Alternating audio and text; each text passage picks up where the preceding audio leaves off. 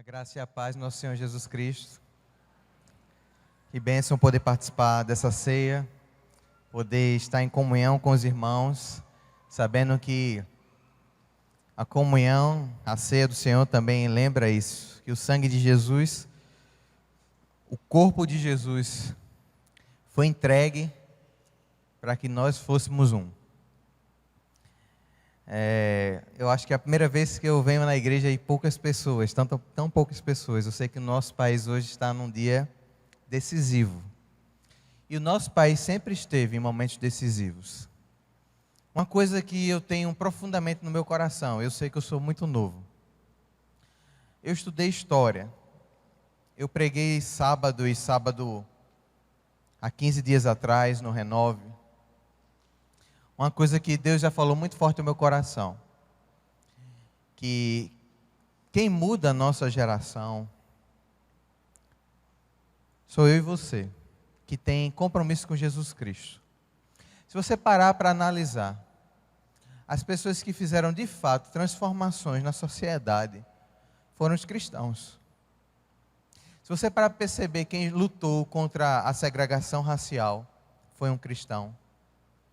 Quem lutou para que a escravidão acabasse foram os cristãos. Quem lutou pelos direitos humanos foram os cristãos. Eu sou um pouco cético a respeito de muitas coisas em que acontecem no meio da política. Porque muitas vezes o interesse é angustiante de ver. Eu passei 2 dias assistindo a Câmara, ouvindo. E há 2 anos atrás eu tinha ouvido, fui para um congresso e um pastor falou algo muito interessante. Ele disse: o Brasil está dividido. E a gente nem tinha ainda o assunto. Aliás, 2 anos, não, 3 anos atrás, a gente não tinha ainda a pauta do impeachment ou não impeachment. E ele falou: o Brasil já está dividido há muito tempo, desde as eleições. Desde aquele tempo em que falava que o Nordeste e o Sudeste tinham opiniões diferentes. E a gente tende às divisões. Nosso coração tende à divisão. A gente tende à polarização. Nós estamos vivendo divisões. E não é só política. A gente vive cisma. Isso é muito angustiante. A gente nem sabe o que vai acontecer. Hoje de manhã a gente teve uma palavra muito sábia do pastor Rodrigo aqui. Ele falou uma coisa muito importante. Ele falou que as pessoas lutam pelo certo. E Deus não chamou a gente para lutar pelo certo. Deus chamou a gente para lutar pelo que é verdadeiro. Por quê? Às vezes tem 2 pessoas que estão lutando pela coisa certa, mas pela maneira errada. E pelo certo se digladiam. Porque um tem certeza que está certo e o outro tem certeza que está certo e por isso eles se matam. Mas o que é verdadeiro? O que é verdadeiro na Bíblia é que a gente tem que amar uns aos outros. E aí, você pode estar certo e o outro pode estar certo. E aí, não tem como matar um ao outro nisso. Os 2 certos vão ter que se resolver. Mas uma coisa vai ter que acontecer. Um não vai poder matar o outro. Então, nessa questão de o certo vencer, acabam que a verdade morre. Estamos numa série chamada Natureza do Chamado. E pastor Eliel, pastor Júlio, pastor Alberto, hoje de manhã pastor Rodrigo, tem falado sobre esses temas aqui de uma maneira muito relevante. E nós estamos baseando todo o nosso tema em cima do texto de 2 Pedro, capítulo 1.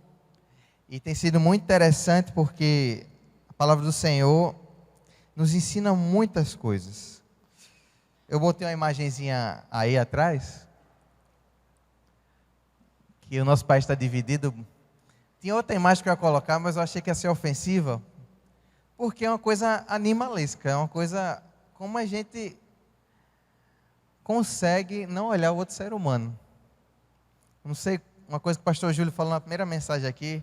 Eu não sei você se tem amigos, parentes que saíram de grupos de Facebook ou grupos de WhatsApp por causa de discussões. Eu tenho parentes que deixaram de se falar praticamente por causa de opinião política. Vejam bem, um laço de sangue foi menor do que uma opinião política. E para mim isso é uma coisa horrível. Eu considero que isso não deveria ser maior. Então, a divisão tem sido algo muito forte. Muito forte. Já estudamos aqui sobre perseverança, domínio próprio, conhecimento, virtude, fé, piedade hoje de manhã e perseverança. Então vamos ler o texto que está na palavra do Senhor. Diz assim, a partir do verso 3. Seu divino poder nos deu todas as coisas de que necessitamos, para quê? Para a vida e para a piedade. O divino poder de Deus, por meio do pleno conhecimento daquele que nos chamou. Por isso nós temos o tema natureza do nosso chamado, para a sua própria glória e virtude. Hoje de manhã aprendemos que virtude significa adoração também. Virtude significa também a nossa questão que vem de Deus. As virtudes de Deus é algo que Deus nos dá para adorá-lo.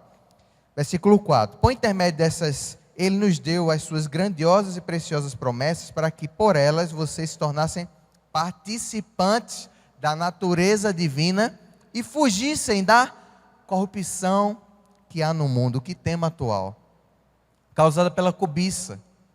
Por isso mesmo, empenhe-se para acrescentar à sua fé a virtude o conhecimento ao domínio próprio a perseverança a piedade a fraternidade o amor. Porque se essas qualidades estiverem crescendo em suas vidas, elas impedirão que vocês, no pleno conhecimento de nosso Senhor Jesus Cristo, o que é que vai acontecer? Vai impedir de a gente ser inoperante e improdutivo. Todavia, se alguém não as tem, está cego, só vê o que está perto e esqueceu da purificação dos seus antigos pecados. Portanto, irmãos, empenhe-se ainda mais para consolidar o chamado e a eleição de vocês, pois se agirem dessa forma, jamais tropeçarão. E assim vocês estarão ricamente providos quando entrarem no reino eterno de nosso Senhor e Salvador Jesus Cristo. A gente poderia falar de tantas coisas nesse texto. Um dos temas é como ficar rico. Último versículo. Está aí todas as qualidades que Deus nos diz, o que significa ser rico no reino de Deus. Hoje trabalharemos duas qualidades que tem a ver com a natureza do nosso chamado. Que chamado é esse? É um chamado para participar da natureza divina. Isso é um milagre. Porque a Bíblia diz que quando entregamos a nossa vida a Jesus Cristo, hoje de manhã estudamos isso na EBD de jovens e é muito lindo. Em Gálatas fala que quando entregamos a nossa vida a Jesus, nós somos revestidos de Jesus. Recebemos a roupa de Jesus. Recebemos a natureza divina. Uau! Recebemos a roupa de Deus. Recebemos características de Deus. Efésios 1 fala que nós somos abençoados com toda sorte de bênçãos espirituais nas regiões celestiais. Nós somos as pessoas mais abençoadas do mundo e às vezes nós não temos consciência disso. Deus está nos dando todas as suas bênçãos. E Ele nos chamou para sermos amorosos e fraternos. E a primeira qualidade que precisamos hoje entender é fraternidade. A palavra fraternidade, ela significa uma coisa muito interessante. Pode passar a imagem? É a palavra Filadélfia, não é aquele queijo que você compra, tá certo, no supermercado, que vem na pizza. Filadélfia é uma palavra que vem de filos do grego. E essa palavra fez muito sentido na minha vida por causa da minha educação. Filadélfia tem a ver com amor de irmão. O amor que a Bíblia diz aí, que a gente recebe, fraternidade, é um presente de Deus. E acontece na vida de quem conheceu Jesus Cristo. Só acontece na vida de quem realmente entregou a vida de Jesus. O que é isso? É uma transformação de pensamento, é uma ampliação da família. Filadélfia é você ganhar novos irmãos. É o amor fraterno, é o amor de novos irmãos. Então, eu botei essa imagem aí legal, de pessoas abraçadinhas, de amizade, de legal, porque eu cresci no lar em que eu sou cristão desde criança, né? Claro que eu entreguei minha vida a Jesus Cristo, pequenininho, meus pais me educaram, isso foi muito importante para mim. Mas por que eu estou falando isso? Porque eu vi que mesmo tendo um pai, uma mãe, uma irmã de sangue, depois uma priminha que veio morar comigo, meus pais adotaram e se tornou minha irmã, eu via também que meus pais faziam questão de dizer que algumas pessoas da igreja eram praticamente a mesma coisa que a minha família. E eles tratavam com tanto carinho, que era quase a mesma coisa de sangue. Aquilo era meio estranho no começo. Eu chegava na igreja, era um carinho tão grande, tinha gente que pegava na minha bochecha, me agarrava. E eu lembro quando eu era pequeno, bem pequenininho, minha mãe me soltava dentro da igreja. Era a minha segunda casa. Então ela não tinha distinção de ambiente, era como se eu me sentia bem. E eu fui crescendo, era Tiaguinho dentro da igreja. E ali eu fui criando intimidade com um monte de gente. E era gente que conhecia minha intimidade, que ia dentro da minha casa. Conhecia os meus pais, conhecia a mim, me viu crescer. E que eu posso dizer que havia pessoas, como um texto, que a gente pode ler aí, que se cumpriu o que o Provérbios fala. Havia amigos mais chegados do que irmãos. Havia pessoas na igreja que diante da minha família paterna e materna, primos e tios, eu tinha mais intimidade do que essas pessoas. Havia fraternidade, havia um laço muito forte, pessoas que eu tinha disposição para pagar o preço e gastar tempo e, quem sabe, dar a própria vida, como a Bíblia fala. Isso é uma qualidade, isso é um dom. Fraternidade. Por isso que igreja não pode ser apenas um ambiente de adoração a Deus. Entenda o que eu estou falando. Claro que adorar a Deus também é amar um ao outro. Mas quando eu falo que não é adorar a Deus, não é só um ambiente quando vamos à igreja, no domingo, chegamos aqui, louvamos, sentamos em um banco, oramos e vamos embora. Igreja é a casa de Deus. E toda casa tem família. E família é lugar de intimidade. Família é lugar de laços. Família é lugar de se conhecer. Família é lugar de fazer amizade. Família é lugar de entrega. Família é lugar de união. Família é lugar onde a gente divide as coisas. Família é lugar onde a gente cria laços profundos. Isso é fraternidade. Isso que a Bíblia está falando. Isso tem a ver com a natureza de Deus. E eu quero que a gente entenda uma coisa bem importante. Por que esse assunto é muito importante? Porque Deus é amor. Isso pode parecer uma coisa simples, mas Deus não precisava criar a gente. Deus era amor. Ele é amor. Ele continua sendo amor, porque Deus é Pai, Filho, Espírito Santo. Deus já vivia em amor antes da criação do mundo. Se Deus é uma coisa que Ele não é carente. Porque Ele já tem a perfeita consolidação do amor. Ele já vive em perfeito amor. Então Ele não criou a mim e a você para se relacionar, porque relacionamento é uma coisa que Ele já está bem resolvido. Agora, por que Ele nos criou? Para doar o seu amor, que é imenso. E Ele tem que ensinar a gente, porque a gente tem dificuldade de entender esse assunto. E Ele ama tanto a gente que Ele envia o seu Filho para morrer por nós. Sabe como você descobre uma pessoa que não quer ir para o céu? Deus é o amor. O céu é um mundo de amor. Porque o amor mora lá. Se o céu é um mundo de amor e o amor mora lá, então eu tenho que entender que minha vida tem que estar associada ao amor, porque lá é um mundo de amor. Então, se eu sou um cara completamente desassociado ao amor e que vivo me intrigando com todo mundo, e que meu negócio não é paz, amizade, comunhão, mas sou eu não gosto do céu. Porque o céu é um mundo de amor. O amor mora lá. Jesus é amor. Como é que eu vou suportar o céu? Por isso que eu preciso aprender com esse Senhor do céu. Porque lá é amor. Lá é mansidão. Lá é domínio próprio. O amor mora lá. Então esse assunto é muito importante. Tem a ver com a natureza de Deus que está sendo derramado no meu coração e no seu coração. Fraternidade.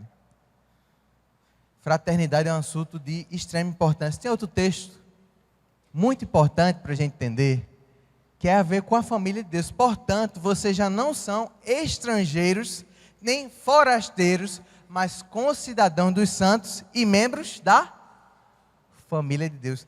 Irmãos, a igreja é um ambiente onde a segregação acabou. Não tem rico, não tem pobre, não tem etnia diferente, não tem raça, não tem tribo, não tem isso. Paulo fala sobre isso em Gálatas. Tem judeu, não tem grego. A gente falou isso na EBD de manhã. Imagine a situação. Quem é esporte aqui, levanta a mão. Pronto, baixa a mão. Quem é Santa Cruz, levanta a mão. Pronto. Quem é náutico, levanta a mão. Ok, as 3 principais torcidas de Pernambuco. Salgueiro tem também aqui, é? Pronto, mas imagina que Paulo chega assim para os judeus. Irmãos, queridos, em Cristo, não há judeu nem grego. Agora somos um. É como se ele estivesse dizendo assim, ó. Só tinha inferno coral na igreja. Ele está dizendo assim, agora está entrando a torcida jovem. Vocês são um, tá bom? Acabou a divisão. Acabou. Não tem mais isso. Será que foi fácil? Adriel estava falando que em São Paulo, a coisa é muito mais séria do que aqui. A cidade tem que ser dividida e o metrô é lá no extremo para um, Palmeiras, se eu não me engano, e outro é de Corinthians. Para não se encontrar. E mesmo assim se encontram e tem morte, 45 feridos. E a gente sabe que isso acontece em Recife também. Aí imagina, a igreja era só de corintiano. Aí Jesus fala assim, os palmeirenses vão entrar e vocês vão ser uma só família, porque esse negócio acabou. Que vocês são um, vocês são de um só sangue. E a gente se torna família de sangue. O sangue de Jesus, que nos torna um. Então a gente precisa aprender com esse Jesus que nos torna uma família, que pagou um alto preço por nós. Precisamos aprender. Isso é um milagre. Isso também é o quê? Uma domesticação, isso é um aprendizado, isso é um se render ao Senhor e dizer assim, Deus, eu tenho dificuldade. Tenho muita dificuldade com quem é diferente de mim. Mas o Senhor morreu para que eu não fosse divergente das pessoas, mas que eu me apropriasse da família que o Senhor morreu. Se isso é forte para você, isso é forte para mim também. Mas a gente tem que entender que isso só é possível por causa do segundo amor que está juntinho da fraternidade aí, que é o amor ágape. A Bíblia fala assim, acrescenta a fraternidade, o amor, e esse amor aí é o amor ágape no grego. E esse amor é lindo, esse amor é um amor que é sacrificial, é um amor sem limites, é um amor que não tem, é um amor inconsequente, é um amor sem barreiras, é um amor que não fica limitando, não fica colocando, né, a sua escala, vou até aqui, não, eu só aguento até aqui, não, só vai até aqui. É o amor de Jesus. Imagina, Jesus é assim, só vou aguentar 7 humilhações de soldado. Se fizer 8, eu mando os anjos descer e acaba com tudo. E outra coisa, só é 2 pregos. Se botar no meu pé, acabou. Cruz tudo bem, mas se botar na cabeça, ficar tirando onda, porque eu sou o rei, botar espinho, acabou. E Jesus vai no final e, gente, em silêncio. É difícil entender como Jesus sofre psicologicamente, fisicamente, espiritualmente. E vai como um cordeiro manso calado. Até o final. Imagina você ser o rei da glória, dono do universo, ter feito as pessoas, ter bilhões de anjos.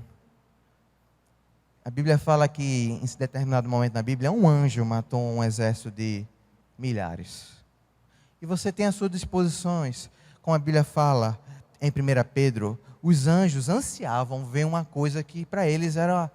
Os anjos ansiavam ver o que é que Jesus ia passar, porque até eles estavam na expectativa daquilo acontecer. Como o Deus deles ia se tornar uma pessoa e morrer. Porque eles quem fazia santo, santo, santo é o Senhor. Então, até os anjos tinham dificuldade de entender a complexibilidade que era a humilhação de Jesus. Todos os anjos na expectativa. Agora imagina, Jesus naquela condição de ser humano, mas é o Senhor da glória ali. E o pessoal dizendo assim, Rabi, tampa o olho de Jesus, bateu nele. Pá, profetiza e diz quem foi que bateu em você, já que o Senhor é Deus. Os anjos esperando Jesus falar assim, acabou. Pode vir matar todo mundo. E Jesus simplesmente silencioso, aguentando toda aquela situação. Isso se chama amor ágape. O amor que não dá para entender. E é um dom. É um amor que vai além. É o amor sem medida. É o amor que a gente não gera uma expectativa. Esse amor é possível porque é Deus que derrama no nosso coração. Tanto ele é um fato porque Jesus concretiza ele, como ele vai sendo um fato à medida que a gente se dispõe a se colocar diante dele e pedir dia após dia, Senhor, tem misericórdia de mim, mais do teu caráter na minha vida, mais do teu caráter em mim, mais do teu amor em mim. E se chama submissão. É estar rendido a Deus. E a gente vai entender um pouco mais sobre isso. Eu botei algumas imagens que eu acho bonito e tem a ver com amor ágape. Sobre doação. Sobre se desprender. Sobre cuidado. Porque cuidar tem a ver sobre abrir mão. E doar. Porque fraternidade sem ágape é possível? Não é possível, aliás. Por que fraternidade está junto com ágape? Amar o outro, se você amar com o seu amor, você tem um fôlego. Nós temos um fôlego que acaba, se dissipa. E esse é o desafio, não amar com o nosso fôlego, mas amar com o fôlego do Senhor. E a gente vai entrar em um aspecto bem prático aqui. Porque eu sei que muitos de nós passamos por condições, situações na vida que a gente tende a dizer assim, a não acreditar no amor. Por traumas, por ter visto situações. E esse que Deus quer nos ensinar, que o nosso amor não é pelo que a gente vê, mas é pelo que a gente crê. O nosso amor não é baseado pela nossa força, mas pela nossa fé. E essa é a nossa realidade. Somos pessoas de fé. Sem fé é impossível agradar a Deus. A Bíblia diz que a fé é a certeza das coisas que nós esperamos.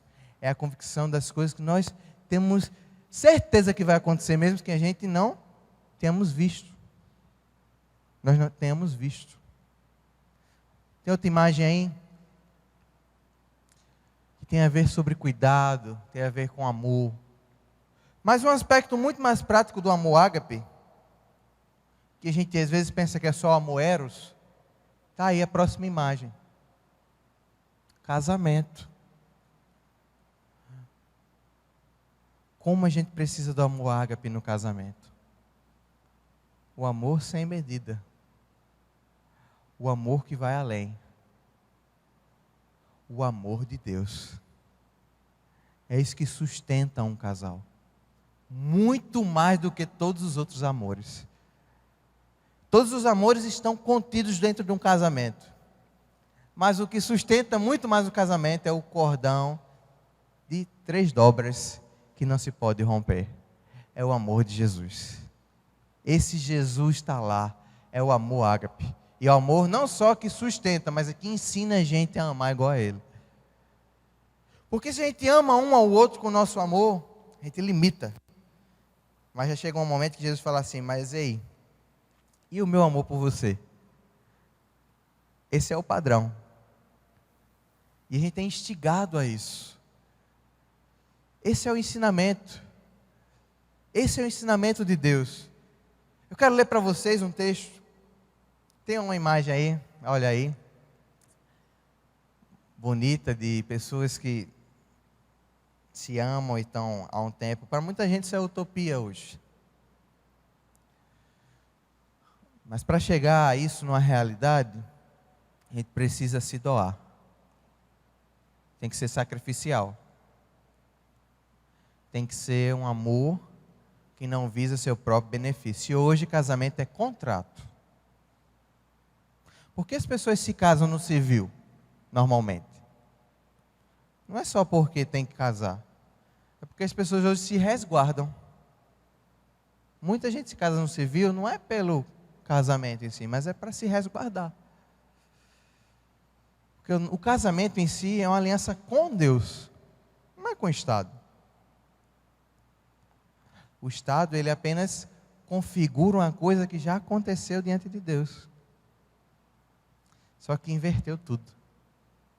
As pessoas querem primeiro, vamos dizer assim, né? Vamos se orientar, vamos ver os bens, vamos ver, porque vai que dá errado. Eu sei que esse assunto é muito difícil. Sei que talvez você passou por algo complicado.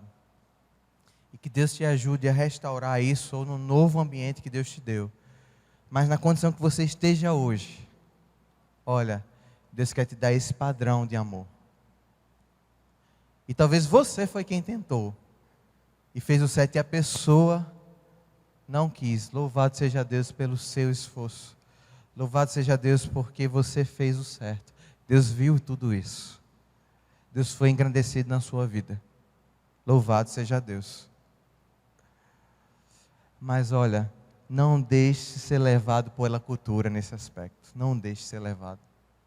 Acredite no padrão de Deus. Esse é o padrão de Deus.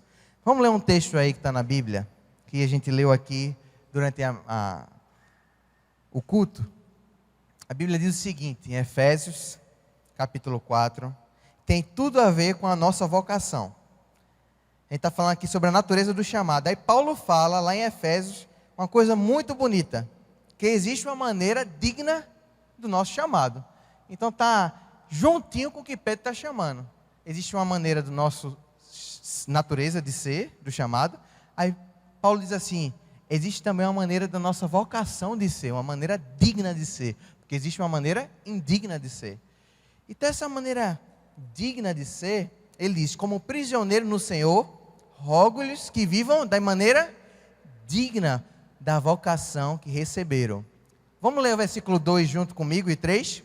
Sejam completamente humildes e dóceis e sejam pacientes, suportando uns aos outros com amor, façam todo o esforço para conservar a unidade do Espírito pelo vínculo da paz. Vamos ler o 4 também.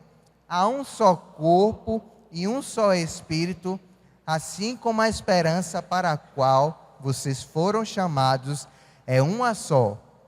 Há um só Senhor, uma só fé, um só batismo, um só Deus e Pai de todos, que é sobre todos e por meio de todos e em todos.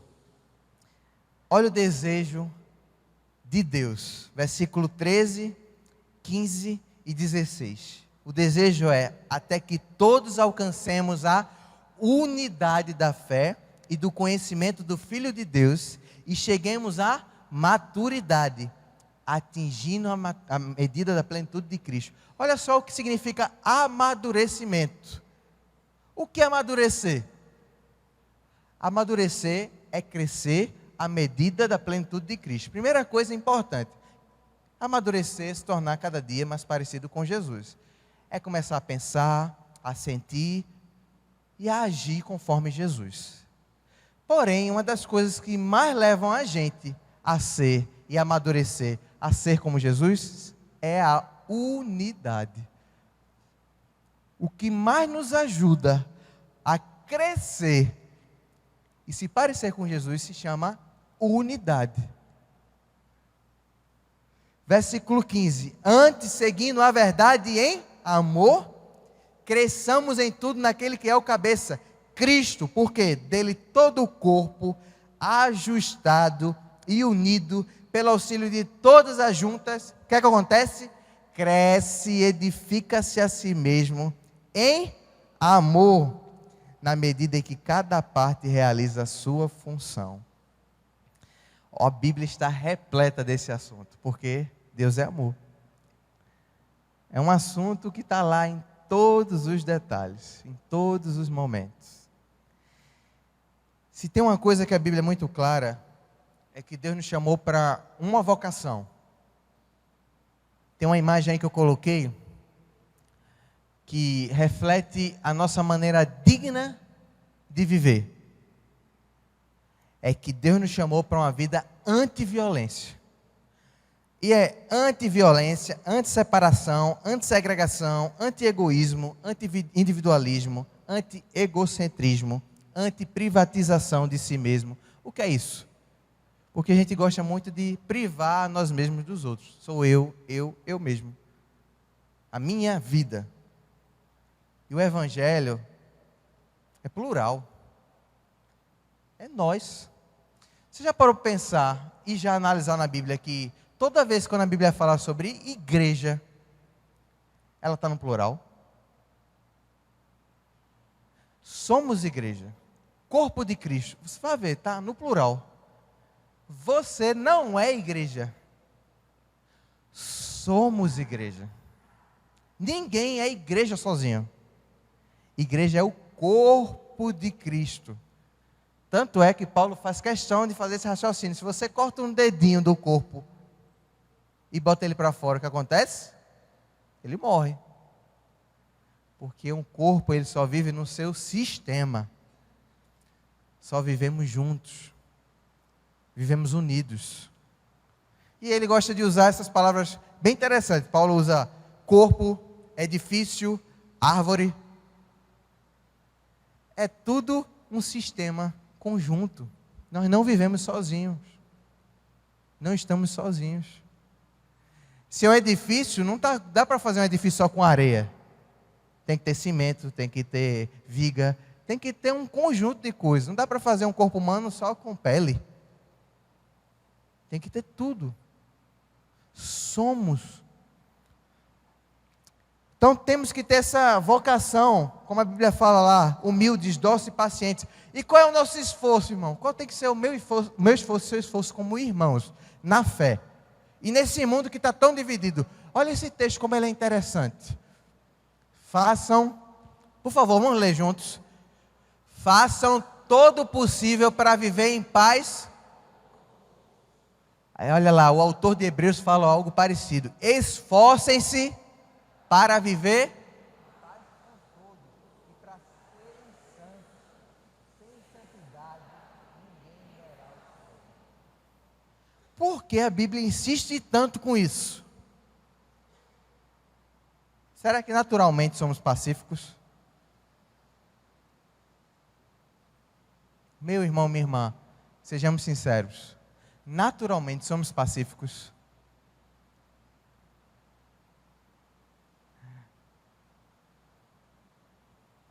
quando mexe na sua ferida, quando mexe naquilo que você gosta, quando mexe nos seus direitos,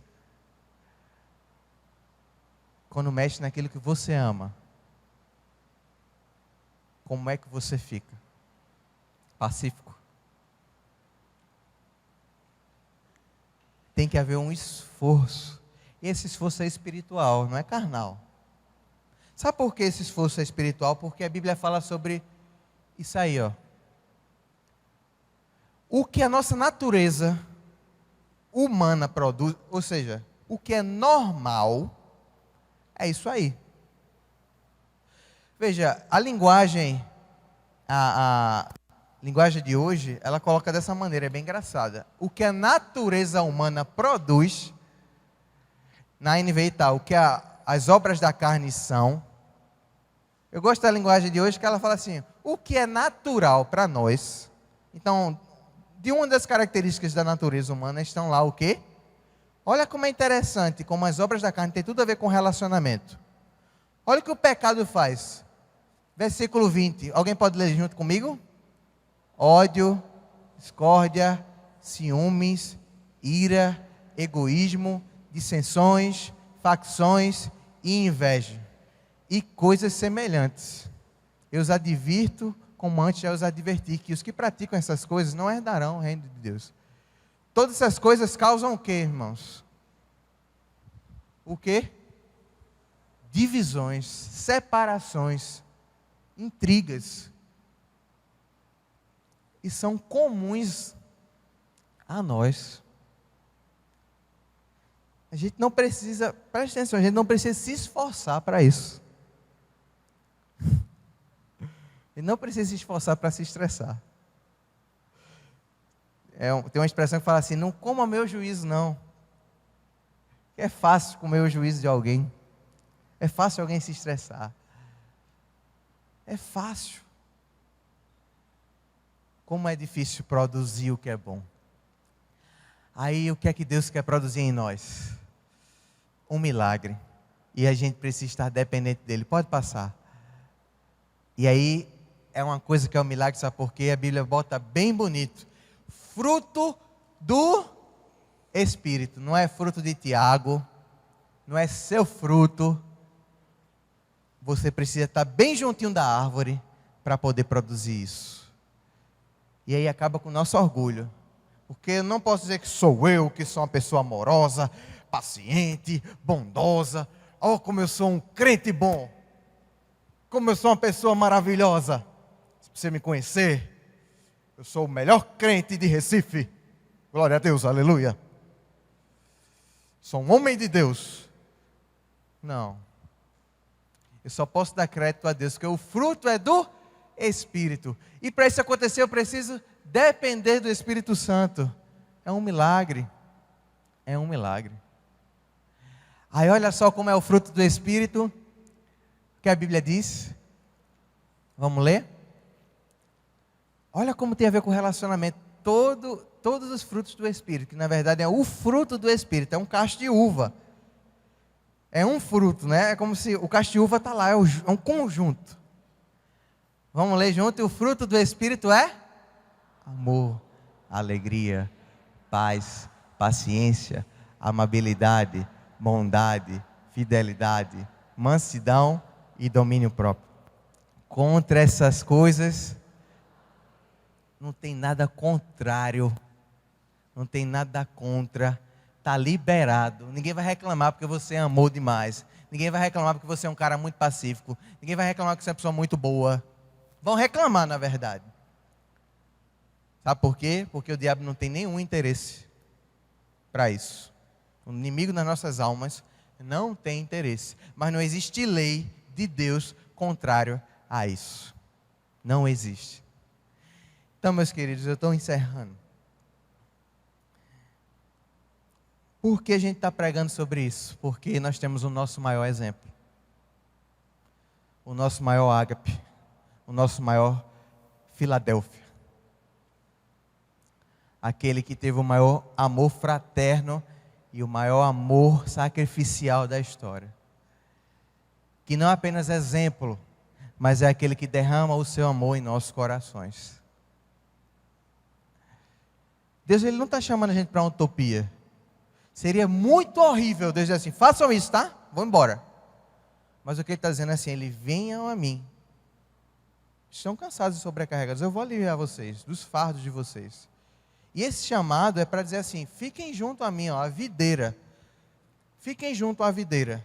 Se vocês estiverem em mim, e eu junto a vocês, vocês vão dar o quê? Muito fruto. Sem mim, nada podeis fazer coisa alguma. Então é uma questão de dependência de Deus. Agora, quanto tempo estamos com Deus? Quanto tempo estamos relacionado com Ele? Porque o relacionamento com uma pessoa, continuamente com Ele, você vai se parecer com o caráter dele. É inegável como me pareço com meu pai e com minha mãe. Inclusive os defeitos. Porque eu passei bastante tempo com eles. Quanto tempo você tem passado com Jesus? Isso vai fazer toda a diferença na minha vida e na sua vida. Um preço pago foi muito caro para que nós fôssemos um. E eu queria que você refletisse agora. Você pudesse louvar a Deus de uma forma profunda. Inclusive pensasse em algo bem profundo agora. Há alguém que você tem que perdoar. Irmãos, a Bíblia fala muito forte quando ele diz o seguinte: quando você ouve a palavra de Deus, não endureçai o vosso coração. Uma frase que eu falei ontem no Renove, que é uma frase que eu não lembro onde escutei isso, mas essa frase me acompanha sempre. A mágoa é um veneno que a gente toma esperando que o outro morra. A mágoa é um veneno que a gente toma esperando que o outro morra. Quem está tomando o veneno é você, mesmo que você ache que vai fazer justiça. Eu não vou perdoar aquela pessoa não, porque ela me fez mal, ela não merece meu perdão não. Quem está se matando é você. Quem está se magoando é você. Quem está se dilacerando é você. O chamado de Jesus é para perdoar. Imagina se Deus não nos perdoasse. O amor de Deus é sacrificial. Se quando a gente pecasse, Ele falasse, hoje eu não vou perdoar você. Mas toda vez que a gente peca, Ele nos perdoa. É um amor eterno. E esse amor tem nos chamado a sermos um. E foi derramado em nossos corações. Sacrificial. E o preço foi muito caro, muito caro. E a gente não pode jogar esse amor no ralo. Então louve ao Senhor com todo o coração, entendendo esse valor. E quando chegar nessa igreja, no seu PG, inclusive eu quero fazer um apelo agora. Eu sei que o que eu vou falar agora aqui pode ser difícil, mas não venha apenas para o culto de domingo. Veja como você pode criar laços mais profundos. Se você não tem PG, entre no PG. PG é onde as relações podem se aprofundar. É onde a gente pode conhecer mais um ao outro. Conheci muita gente dentro da igreja, mas eu criei laços muito fortes dentro de um pequeno grupo. Que maravilhoso. Eu queria convidar você a experimentar isso, a ser íntimo de alguém, a poder viver a fraternidade de uma maneira diferente, se você ainda não experimentou. Esse é um convite bíblico. Experimente isso, para que o nome do Senhor seja glorificado e você amadureça como a gente aprendeu hoje. Amém? Deus, que o teu nome seja engrandecido e que possamos receber esse teu amor, como a tua palavra fala que nós recebemos, fraternidade e o teu amor sacrificial, para que sejamos um e para que as pessoas possam conhecer, porque a tua palavra fala que as pessoas vão reconhecer que somos teus verdadeiros discípulos se nós amarmos uns aos outros. É isso que nós desejamos, em nome de Jesus. Amém.